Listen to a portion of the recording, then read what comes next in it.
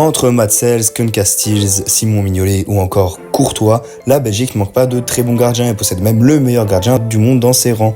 Pourtant, ces gardiens sont vieillissants et même si le poste de gardien est celui qui a la plus grande longévité, il faut penser à l'avenir du poste en sélection.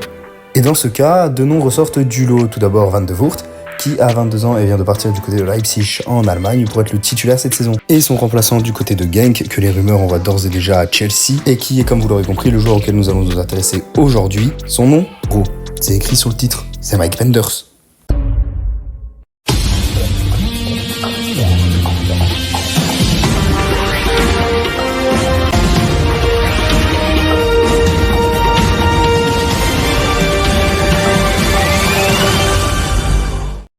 Mike Louis Penders est un pur limbourgeois né le 31 juillet 2005 en Belgique.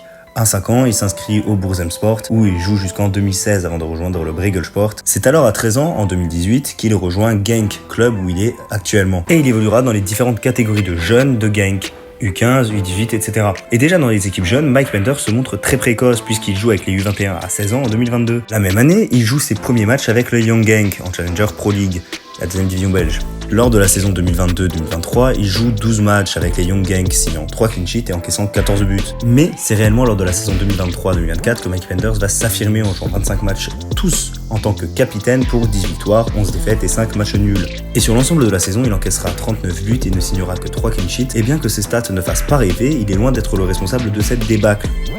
En effet, la défense des Young Genk a particulièrement été mauvaise en cette saison. Si on veut regarder du côté de la sélection, on remarque qu'il est appelé pour la première fois avec les U17 en 2021-2022, pour lesquels il ne joue que 2 matchs, parmi lesquels donc un clean sheet face à l'Italie. En 2022-2023, il joue 2 matchs avec les U18 où il signe un clean sheet face à l'Angleterre lors d'un match où il est même capitaine. Cette saison, Mike Penders a joué le premier match de championnat avec les pros de Genk et ce qu'on peut dire c'est qu'il a réussi à se faire remarquer. Un clean sheet face au Standard en guise de premier match avec un arrêt remarquable en prime. Et encore, dans ce match, Mike Penders n'a pas montré tout ce dont il était capable. Lors de ce match, Mike Penders a pu démontrer un très bon jeu au pied, preuve que c'est un gardien moderne, mais son jeu au pied ne se limite pas à ses passes. En effet, Mike Penders est extrêmement à l'aise au pied, ce qui lui permet de dribbler pour sortir de certaines situations compliquées, à la manière d'un Thibaut Courtois. Durant ses matchs en jeune, il lui arrivait de prendre énormément de temps à contrôler le ballon, et ceci laissait le temps à l'attaquant adverse de venir le presser, ce qui le mettait en difficulté. Sa participation au jeu est un atout, mais peut également être une faiblesse.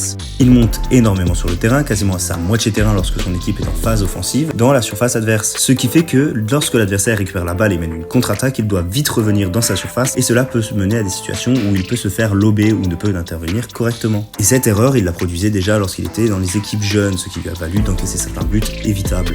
Et sa grande taille est aussi un avantage considérable. Elle lui permet d'avoir une immense envergure très utile pour couvrir l'angle et couplé avec des bons réflexes, le rend très bon penalty. Cependant, il est conscient de l'avantage que lui offre sa grande taille et semble trop se reposer dessus.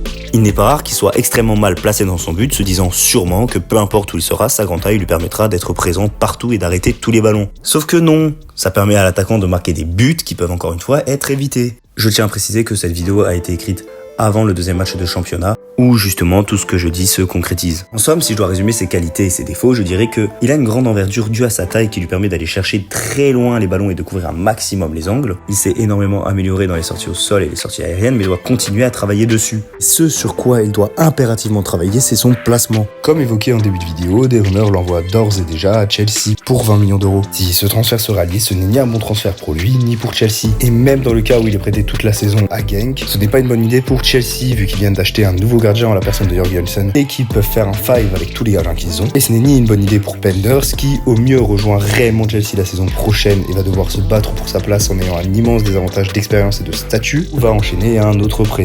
Et dans le pire des cas, il va cirer le banc et jouer avec la réserve pour les saisons suivantes. Il vaudrait mieux qu'il fasse une saison pleine, qu'il s'améliore et prenne en maturité pour ensuite signer dans un club qui a réellement besoin de lui. Mais pour que tout ceci se réalise, il faut qu'il récupère sa place de titulaire. Il doit désormais soit attendre que le coach lui redonne sa chance, ou que Van Combruyeux se blesse ou fasse une erreur monumentale. Et j'espère réellement pour lui qu'il va rester à Genk et retrouver sa place de titulaire sans brûler les étapes. Et j'espère plus que tout qu'il s'améliore dans son placement. Dans tous les cas, le dossier Mike Penders est à suivre cet été et le joueur à suivre cette saison pour voir si oui ou non Mike Penders a les épaules pour devenir un des meilleurs gardiens dans les années à venir.